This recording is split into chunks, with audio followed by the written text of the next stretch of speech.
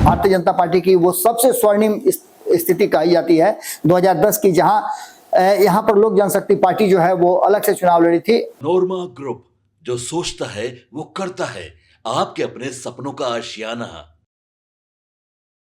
महाभारत 2025 में एक बार फिर से आपका बहुत बहुत स्वागत करते हैं, अभिनंदन करते हैं। पिछले कई एपिसोड में हमने आपको बताया कि 243 सीटों का यह तिलिस्म आखिर धीरे धीरे टूटना शुरू हो चुका है। हालांकि अभी तक दोनों ही गठबंधन में सीट शेयरिंग का समझौता नहीं हुआ है और इसको लेकर के अभी असमंजस की स्थिति बनी हुई है कि कौन किस सीट पर लड़ेगा।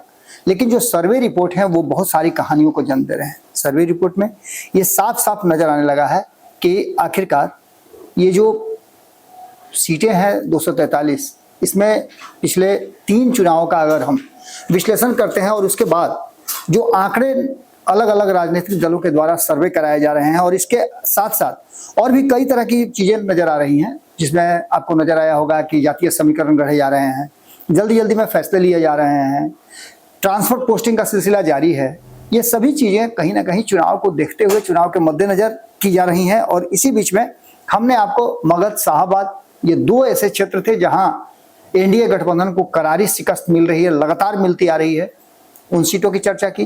तो इसके साथ साथ हमने आपको भोजपुरी भाषा भाषी क्षेत्र की कई और सीटों पर, जैसे सिवान का भी हमने आपको चर्चा कर दिया, हमने आपको सारण की चर्चा कर दी, गोपालगंज की चर्चा कर दी। अब इसी से जुड़ा हुआ कुछ क्षेत्र है जिसमें पूर्वी चंपारण, मोतिहारी का क्षेत्र भी है और शिवहर का क्षेत्र है। शिवहर में एकमात्र सीट है, इसलिए इसको भी इसमें शामिल कर लिया गया। सटा हुआ क्षेत्र है, इसलिए भी ये ज्यादा महत्वपूर्ण हो जाता है कि बोली, भाषा, सब कुछ लगभग मिलता जुलता है और एक तरह की राजनीतिक प्रकृति का ये क्षेत्र माना जाता है। आंदोलन की धरती भी मानी जाती है। आपको पता है कि लगातार चंपारण से ही आंदोलन की कोई भी शुरुआत होती है। तो इस आंदोलन की धरती ने पिछले 3 चुनाव में जो आंकड़े प्रस्तुत किए हैं उससे साफ लगता है कि नीतीश कुमार की प्रासंगिकता क्या है और लालू प्रसाद की एमओआई समीकरण जो है वो कितना असरदार होती है। हम नटसेल में आपको बताएंगे और इसके साथ साथ सर्वे रिपोर्ट पर भी चर्चा करेंगे कि सर्वे रिपोर्ट में क्या आंकड़ा निकल करके आया है कि इस बार मुख्यमंत्री की कुर्सी तक किसको पहुंचाने के लिए ये जो 13 सीटें हैं पूर्वी चंपारण यानी मोतिहारी और शिवहर की, ये 13 सीटें किसे मुख्यमंत्री बनाने के लिए वोट करेगी और अब तक इनका ट्रेंड क्या रहा है। इसमें सबसे पहला जो सीट है जिसकी चर्चा हम करने जा रहे हैं वो है रक्सौल। रक्सौल में भारतीय जनता पार्टी के पास ये वर्तमान में अभी सीट है और समय समय पर इसमें प्रयास तो कई बार किया गया है, लेकिन भारतीय जनता पार्टी ने 2010 से जो सीट पे कब्जा किया है उसके बाद से फिर पीछे मुड़ करके नहीं देखा है, लगातार ये सीट जीतती आ रही है। 2010 की बात करें तो यहाँ से डॉक्टर अजय सिंह जीत करके आए थे। 2015 में भी अजय सिंह जीत करके आए और 2020 में यहाँ प्रमोद सिन्हा की जीत हुई।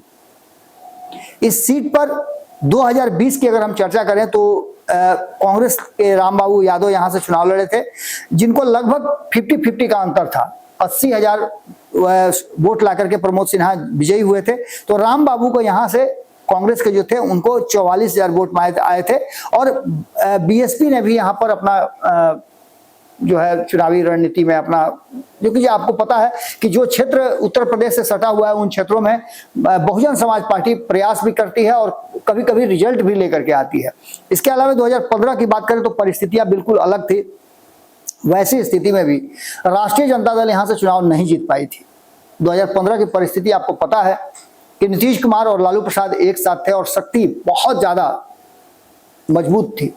ऐसी स्थिति में भी भारतीय जनता पार्टी ने यह सीट अपने पास रखा था और 2010 की स्थिति तो आपको पता ही है कि नीतीश कुमार, भारतीय जनता पार्टी की वो सबसे स्वर्णिम स्थिति कही जाती है 2010 की, जहां यहाँ पर लोक जनशक्ति पार्टी जो है वो अलग से चुनाव लड़ी थी और जीत यहाँ भारतीय जनता पार्टी की हुई थी। अगली सीट सुगौली की है।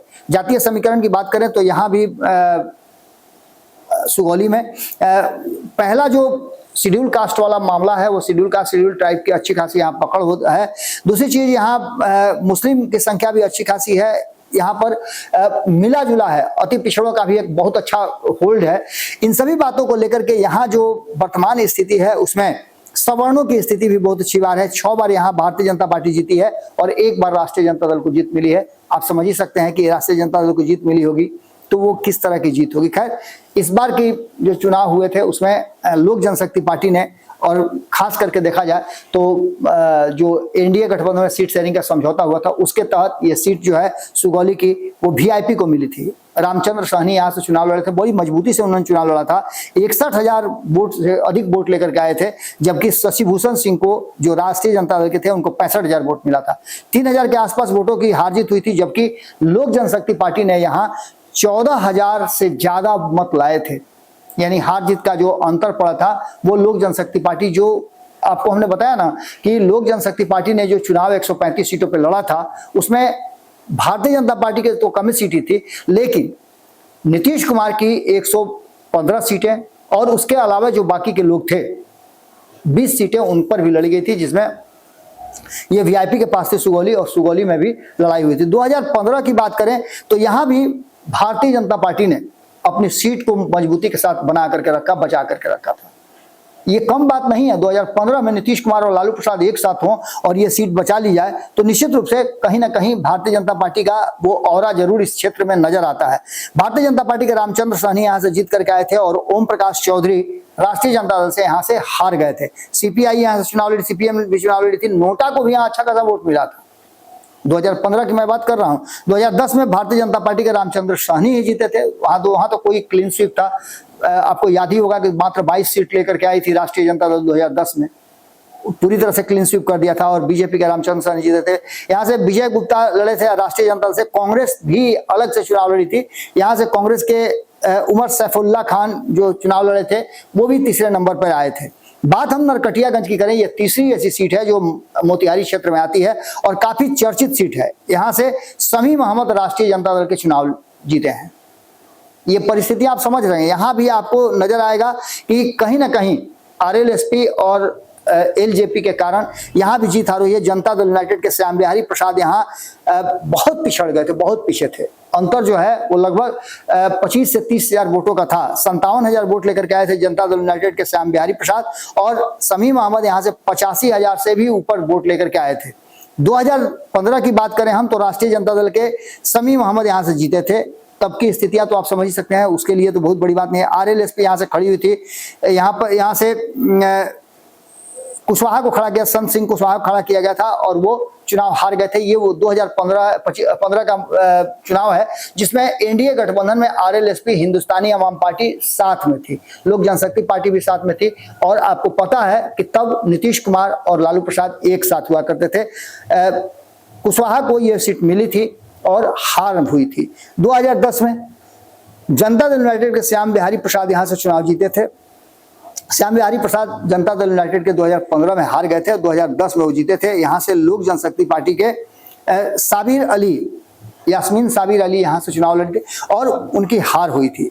अगर बात करें हम रिजर्व सीट है हरसिद्धि भी कृष्णनंदन पासवान जो मंत्री भी रहे हैं भारतीय जनता पार्टी से, जीत करके आए थे। 84,000 से ज्यादा वोट इनको मिला था। राष्ट्रीय जनता दल के कुमार नागेंद्र यहाँ से 68,000 वोट लेकर के आए थे। वोटों का अंतर लगभग करीब 18,000 के आसपास हार जीत का हुआ था। आरएलएसपी के रमेश कुमार यहाँ से 10,000 से ऊपर वोट लेकर के आए थे। यानी 2020 के चुनाव में अगर देखें तो कहीं आपको नजर आ जाएंगे जहां सत्ता पक्ष हारा है वहां या तो आरएलएसपी थी या एलजेपी थी। ये दोनों मिलकर के कहीं ना कहीं नीतीश कुमार की खटिया खड़ी कर दिए थे। 2015 की स्थिति अगर बताएं तो यहाँ से राष्ट्रीय जनता दल की जीत हुई थी। राजेंद्र कुमार यहाँ से जीते थे। बीजेपी के कृष्णनंदन पासवान जो अभी वर्तमान में जीते हुए हैं वो हार गए थे। यहाँ सीपीआई, गरीब जनता दल, बीएसपी सभी चुनाव लड़े थे। बीएसपी की तो बात हम आपको बता ही दी है कि उत्तर प्रदेश से सटे जो इलाके हैं, जो क्षेत्र हैं, जो विधानसभा है, उन पर चुनाव लड़ती रहती है। इसके अलावा आपको बता दें कि 2010 में भी कृष्णनंदन पासवान जीते थे और यहाँ आरजेडी के सतीश पासवान को हार का सामना करना पड़ा था। उस समय भी कई दल चुनाव यहाँ लड़े थे। बात करें गोविंदगंज की तो ये काफी चर्चित सीट रहा है। 2020 की हम बात करें तो 2020 में इस सीट को लेकर के काफी रसाकसी मची थी और जो लोक जनशक्ति पार्टी के प्रदेश अध्यक्ष है राजू तिवारी इस सीट पर 2015 में जीत करके आए थे। विकट परिस्थितियों में जीता था उन्होंने, जब नीतीश कुमार और लालू प्रसाद एकजुट हुए थे और नरेंद्र मोदी का जो ऑरा चल रहा था उसमें लोक जनशक्ति पार्टी के राजू तिवारी ने यहां से जीत हासिल करके एक सीट ला करके लोक जनशक्ति पार्टी के हवाले किया था 2015 में। लेकिन 2020 में परिस्थितियां विकट हो गई एनडीए से बाहर होना पड़ा लोक जनशक्ति पार्टी को और राजू तिवारी को यहाँ से टिकट मिला। राजू तिवारी तीसरे नंबर पर रहे थे, जबकि दूसरे नंबर पर यहाँ से कांग्रेस के ब्रजेश पांडे रहे थे। ब्रजेश पांडे आप जानते ही हैं, कद्दावर नेता है कांग्रेस के। यहाँ से सुनील मणि त्रिपाठी जीत करके आए थे, 65,000 वोट उनको मिला था। और अगर देखा जाए तो यहाँ पर राजू तिवारी अगर खड़ा नहीं होते तो ब्रजेश पांडे कॉन्टेस्ट में बहुत मजबूती के साथ थे। तो ऐसी स्थिति में यहाँ पर भी लोक जनशक्ति पार्टी एक ऐसी सीट थी जिस पर अंतर पैदा कर चुकी थी। 2015 की स्थिति हमने आपको बता ही दिया कि राजू तिवारी यहाँ से चुनाव जीत करके आए थे, 74,000 वोट लेकर के आए थे और यहाँ से उन्होंने कांग्रेस को लगभग 30,000 से ज्यादा वोटों, 30,000 के आसपास वोटों से हराया था। यहाँ पर कई दल चुनाव लड़े थे, शिवसेना यहाँ चुनाव लड़ी थी, इसके बाद गरीब जनता दल है, राष्ट्रीय जनता दल है, वो चुनाव लड़ा था और भी कई लोग हैं। शिवसेना के ही गणेश्वर तिवारी यहाँ से मैदान में थे। 2010 की बात करें तो यहाँ से मीना द्विवेदी जदयू की जीत करके आई थी। लोक जनशक्ति पार्टी के राजू तिवारी तब भी चुनाव लड़े थे, हार गए थे और वो परिस्थिति एकदम बिल्कुल विकट परिस्थिति थी। आपको पता ही है कि सब कुछ जयप्रकाश पांडे यहाँ से कांग्रेस से चुनाव लड़े थे, इसके अलावा बीएसपी भी यहाँ चुनाव लड़ी थी, एनसीपी भी इधर अपना किस्मत आजमाती है। बात केसरिया की करें तो केसरिया सीट से शालिनी मिश्रा जीत करके आई हैं, जनता दल यूनाइटेड से है। ये जो सीट है जिसको लेकर के कहीं ना कहीं आप समझिए कि इस बार जब नीतीश कुमार दोबारा वापसी किए थे तो शालिनी मिश्रा भी कटघरे में खड़ी थी। खैर इन सारी बातों के साथ साथ संतोष कुशवाहा को उन्होंने हराया था। हार जीत का अंतर 10,000 के आसपास था और लोक जनशक्ति पार्टी यहाँ भी बड़ा अंतर पैदा की थी, 18,000 के आसपास वोट लेकर के आई थी। और ऐसी स्थिति में आप समझ सकते हैं कि यहाँ जनता दल यूनाइटेड की जीत कहा जाए तो मतलब पत्थर पे दूब जैसा था। शालिनी मिश्रा यहाँ से जीत करके आई थी। 2015 की बात करें तो यहाँ राष्ट्रीय जनता दल जीती थी और बीजेपी की हार हुई थी। रामप्रवेश राजेंद्र गुप्ता जो है यहाँ से बीजेपी के टिकट पर चुनाव लड़े थे और आरजेडी को जीत मिली थी। सीपीआई भी अलग से चुनाव लड़ी थी, लेकिन नीतीश कुमार और लालू प्रसाद की जोड़ी जो है वो मजबूत रही थी। इसके बाद 2010 की बात करें तो बीजेपी से सचिंद्र प्रसाद यहाँ से जीत करके आए थे, सीपीआई के दूसरे नंबर पर थे और एलजेपी से महेश्वर सिंह यहाँ चुनाव लड़े थे। महेश्वर सिंह वही महेश्वर सिंह जो अभी आप वर्तमान में देख रहे होंगे कि एमएलसी हैं, इस क्षेत्र से ही चुन करके वो जाते भी हैं। कल्याणपुर की बात करें तो कल्याणपुर भी एक रिजर्व सीट है, यहाँ से महेश्वर हजारी जीत करके आ रहे हैं जो आपको पता है कि पीआरडी मिनिस्टर भी हैं, आईपीआरडी के मिनिस्टर भी हैं। और इसके साथ साथ यहाँ से सीपीआईएमएल दूसरे नंबर पर आई थी। लोक जनशक्ति पार्टी यहाँ भी अपना उम्मीदवार खड़ा की थी जदयू के खिलाफ। महेश्वर हजारी 2015 में भी जीत करके आए थे, वो तो उनके अनुकूल परिस्थितियां थी। यहाँ से प्रिंस राज को उन्होंने हराया था, लोक जनशक्ति पार्टी से वो खड़े थे। बीएसपी से अभय कुमार यहाँ चुनाव लड़े थे। 2010 में जेडीयू के हवाले सीट थी, यहाँ से रामसेवक हजारी चुनाव जीते थे और एलजेपी के विश्वनाथ पासवान को यहाँ से हार का सामना करना पड़ा था। बात हम पिपरा की करें तो ये 8वीं सीट है जिसमें भारतीय जनता पार्टी की जीत हुई है। 2020 में 88,000 से ज्यादा वोट लेके आए हैं। सीपीआईएमएल यहाँ दूसरे नंबर पर रही थी जहाँ 80,000 उसे वोट मिला था और आरएलएसपी के सुभाष कुशवाहा भी यहाँ चुनाव लड़े थे जिन्होंने अंतर पैदा किया था और उसके बावजूद भी भारतीय जनता पार्टी की यहाँ जीत हुई थी। इसके अलावा आपको बताएं 2015 की तो श्याम बाबू प्रसाद 2015 में भी जीत करके आए थे विकट परिस्थितियों में। यहाँ से जेडीयू के कृष्णचंद्र चुनाव हार गए थे। सीपीआईएमएल भी यहाँ चुनाव लड़ी थी 2015 में भी। जेडीयू के अवधेश कुशवाहा यहाँ से 2010 में जीते थे और आरजेडी के सुबोध यादव की यहाँ बुरी हार हुई थी। मधुबनी की बात करें हम, ये 9वीं सीट है जहां आरजेडी के समीर कुमार महासेठ जीत करके आए हैं, 71,000 से अधिक वोट लेकर के आए हैं। जबकि वीआईपी यहाँ चुनाव लड़ी थी और वीआईपी के सुमन कुमार महासेठ यहाँ से 64,000 वोट लेकर आए थे। हार जीत का अंतर आप समझिएगा तो लोक जनशक्ति पार्टी के अरविंद पुरवे यहाँ चुनाव लड़े थे और 15,000 से ज्यादा वोट लेकर के आए थे, यानी हार जीत के आंकड़ों से ज्यादा वोट लोक जनशक्ति पार्टी को आया था। इसके कारण कहा जा सकता है कि 2020 में यहाँ पर आरजेडी की जीत हुई और एनडीए की हार हुई, वीआईपी को यहाँ से जीतने का मौका नहीं मिला। यहाँ बात करें हम 2015 की तो यहाँ से 2015 में भी समीर कुमार महासेठ जीते थे और बीजेपी के रामदेव महतो को बुरी तरह से परास्त किया था। 2010 में यहाँ से भारतीय जनता पार्टी के रामदेव महतो जीत करके आए थे जो 2015 के चुनाव में हार गए थे। यहाँ से आरजेडी के नैयर आलम को हार मिली थी और ये वो स्वर्णिम समय था जब आपको हम बार बार बता रहे हैं कि नीतीश कुमार के 5 साल के कार्यकालों पर बिहार की जनता ने उनको जम करके वोट दिया था और एक और अवसर दिया था बिहार को बेहतर बिहार बनाने के लिए। 10वीं सीट है मोतिहारी की, जहां प्रमोद कुमार लगातार 3 बार से जीतते आ रहे हैं, 2010, 15 और 20। यहां पर कोई लड़ाई नहीं है, बहुत दूर दूर तक लड़ाई नहीं है। अगर आंकड़ों की बात करें तो आंकड़े भी बहुत अंतर से 20,000 के आसपास वोटों से 18,000 के आसपास वोटों से अंतर है। आरएलएसपी यहां से भी चुनाव लड़ी थी और प्रमोद कुमार यहां से 3 बार चुनाव लगातार जीतते आ रहे हैं, 2010, 15 और 20। इससे पहले भी वो चुनाव जीते हैं। बात चिरैया की करें तो यहाँ लाल बाबू गुप्ता भारतीय जनता पार्टी के जीत करके आए हैं। ये 2 बार चुनाव 2015 में भी जीत करके आए थे विकट परिस्थितियों में, और आरजेडी के अक्षय लाल यादव को यहाँ हराया था उन्होंने। इसके अलावा 2015 में अगर बीजेपी के लाल बाबू की बात करें तो लक्ष्मी नारायण यादव को वहां हराया था उन्होंने, और 2010 में अवनीश कुमार यहां से बीजेपी के जीत करके आए थे। लक्ष्मी नारायण जो आरजेडी से लड़े थे उस समय चुनाव, उनको उन्होंने हराया था। बात करें 12वीं सीट की, जो ढाका की सीट है, ये अंतिम सीट है जो पूर्वी चंपारण की है, मोतिहारी की सीट की है। तो इसमें ढाका में पवन जायसवाल चुनाव जीत करके आए हैं और फैजल रहमान यहाँ दूसरे नंबर पर रहे हैं। ऐसी परिस्थिति में 2015 की अगर बात करें तो यहां से पवन जायसवाल हार गए थे और फैजल रहमान की जीत हुई थी। आप समझ ही सकते हैं क्यों जीत और हार हुई थी। नीतीश कुमार और लालू प्रसाद एक साथ थे। फिर 2010 की बात करें तो नीतीश कुमार एनडीए गठबंधन में चले गए थे, भारतीय जनता पार्टी के साथ थे। पवन जायसवाल तब भी जीत करके आए थे। ऐसी स्थिति में आप समझ सकते हैं कि नीतीश कुमार की भूमिका क्या रही है इस क्षेत्र में भी। अब चुनाव में एकमात्र सीट शिवहर की है, जहां अभी वर्तमान में चेतन आनंद वहां के विधायक हैं, जीत करके राष्ट्रीय जनता दल से आए थे, लेकिन अभी जदयू के साथ वो है, जदयू के विभिन्न क्रियाकलापों में शामिल भी होते हैं। यहां से दूसरे नंबर पर मोहम्मद सैफुद्दीन रहे थे और लोक जनशक्ति पार्टी के विजय पांडे यहां चुनाव लड़े थे। हालांकि उन्होंने अंतर तो बहुत पैदा किया था, लेकिन जीत हार का आंकड़ा जो है बहुत दूर था।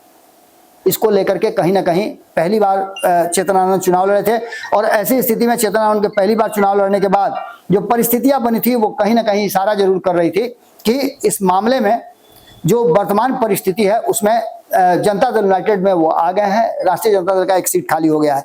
अगर बात करें 2015 की तो यहाँ से सैफुद्दीन जो दूसरे नंबर पर जेडीयू के रहे थे वो जीत करके आए थे, और यहाँ से हिंदुस्तानी अवाम पार्टी से लवली आनंद चुनाव मैदान में उतरी थी। समाजवादी पार्टी, बीएसपी और अन्य दल भी यहाँ से चुनाव लड़े थे।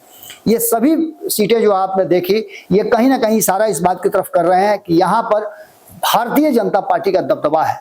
यहाँ की परिस्थितियां, यहाँ की जलवायु, यहाँ के जातीय समीकरण सब कुछ आपको नजर आते होंगे, जिसमें नीतीश कुमार का एक अलग धड़ा है और भारतीय जनता पार्टी जिसके खेमे में रहते हैं, या वो एमओआई समीकरण के साथ गए तो एमओआई के पास सीट आती है, और बीजेपी के साथ जाते हैं तो बीजेपी के पास। देखिए यहाँ एकमात्र अंतर यही है कि भारतीय जनता पार्टी का दबदबा यहाँ बहुत ज्यादा है। अगर आंकड़ों की बात करें 2020 में इन 13 में से 7 सीटें भारतीय जनता पार्टी और 3 सीट जनता दल यूनाइटेड जीत करके आई थी, और 3 सीट ही राष्ट्रीय जनता दल को मिला था। यानी कि क्लीन स्वीप जैसी स्थिति है। मात्र 3 सीटें ही राष्ट्रीय जनता दल को 2020 में मिली है, जबकि आपको पता है कि आरएलएसपी और लोक जनशक्ति पार्टी काफी अंतर पैदा किए हैं, लेकिन इस क्षेत्र में इनका प्रभाव उतना ज्यादा नहीं रहा। हाँ, 1-2 सीटों पे जो 3 सीटें जीत करके राष्ट्रीय जनता दल आई है, ये भी सीट क्लीन स्वीप हो सकती थी 2010 की तरह। 2015 की स्थिति बताएं तो 2015 में आपको पता है कि नीतीश कुमार एनडीए गठबंधन नहीं बल्कि महागठबंधन में थे, और महागठबंधन की स्थिति अगर हम आपको बताएं तो महागठबंधन में राष्ट्रीय जनता दल को 5 और 2 सीटें 2015 में मिली थी जनता दल यूनाइटेड को, यानी 7 सीटें मिली थी, और बीजेपी को 5 सीटें, यानी विकट परिस्थिति में भी बीजेपी 5 सीट जीतने में कामयाब रही थी। 2 सीटों का उसको नुकसान हुआ था, बढ़ोतरी हुई थी 2020 में, जबकि 2010 में 8 सीट जीत करके आई थी भारतीय जनता पार्टी और 5 सीट जीत करके जनता दल यूनाइटेड आई थी। 2015 में जनता दल यूनाइटेड को 3 सीटों का नुकसान हुआ है, जबकि 3 सीट का ही नुकसान भारतीय जनता पार्टी को भी हुआ है। ऐसी स्थिति में आप समझ सकते हैं कि 2010 के चुनाव के अनुसार 13 सीटों पे क्लीन स्वीप था। नीतीश कुमार के महागठबंधन में जाने के बाद मात्र 5 सीटों पे आकर के टिक गया, और 1 सीट लोक जनशक्ति पार्टी को 6 सीटें यानी 7 सीट आकर के राष्ट्रीय जनता दल और महागठबंधन का जो नीतीश कुमार के साथ गठबंधन था वो मजबूत हो गया था। फिर जब नीतीश कुमार एनडीए गठबंधन में आ गए तो फिर से एनडीए गठबंधन मजबूत हुआ। यानी सीधे तौर पर समझ लीजिए कि भारतीय जनता पार्टी मजबूत तो है, लेकिन इन सारी परिस्थितियों में एक बात तो साफ साफ नजर आती है कि जिस तरह से महाभारत 2025 की शुरुआत हो चुकी है, बिगुल फूका जा चुका है। प्रधानमंत्री लगातार बिहार आ रहे हैं, आपने उनकी रैली भी देखी होगी और उनका रोड शो भी देखा होगा। दोनों में नीतीश कुमार का अंतर क्या है ये आपको अच्छी तरह से पता है।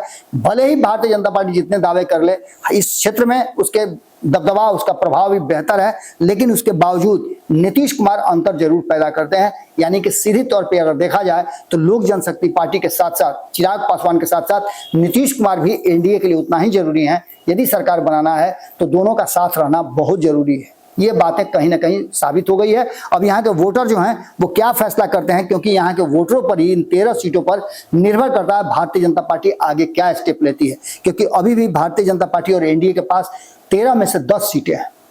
2010 की तरफ क्लीन स्वीप करने का जो दावा है, नीतीश कुमार ने 2010 से भी बड़ा टारगेट सेट किया। 2006 सीटें लेकर के आए थे 2010 में, अब 2025 का टारगेट है। देखना होगा कितना कामयाब होते हैं। लेकिन एक बात तो तय है कि कहीं ना कहीं नीतीश कुमार और लालू प्रसाद का एमओआई का जो क्रॉस कनेक्शन है, उस क्रॉस कनेक्शन में नीतीश कुमार किसके खेमे में रहते हैं ये बहुत महत्वपूर्ण है। अगर एमओआई के साथ रहे तो एमओआई, अगर वो हिंदुत्व वाले एजेंडे के साथ चले गए तो भारतीय जनता पार्टी की बल्ले बल्ले रहेगी।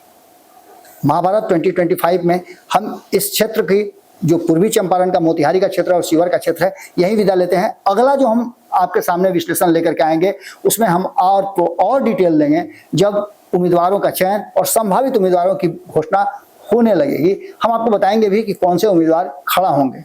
अभी ये इनिशियल आपके सामने एक हमने डाटा रखा है। इसके आधार पर यदि आप इस क्षेत्र में चुनाव लड़ रहे हैं या आप किसी को जानते हैं जो अच्छे उम्मीदवार हैं, उनके बारे में कुछ बताना चाहते हैं या इस क्षेत्र की कमियों और अच्छाइयों को बताना चाहते हैं, तो आप हमारे कमेंट बॉक्स में भी आ सकते हैं और हमारे जो नंबर नीचे चल रहा है उसमें व्हाट्सएप भी कर सकते हैं। यदि आपको अपने क्षेत्र के बारे में या चुनाव लड़ने के लिए कुछ कहना है तो हमारा चैनल आपका स्वागत करता है। बहुत बहुत धन्यवाद। नमस्कार। पनोरमा ग्रुप, जो सोचता है वो करता है।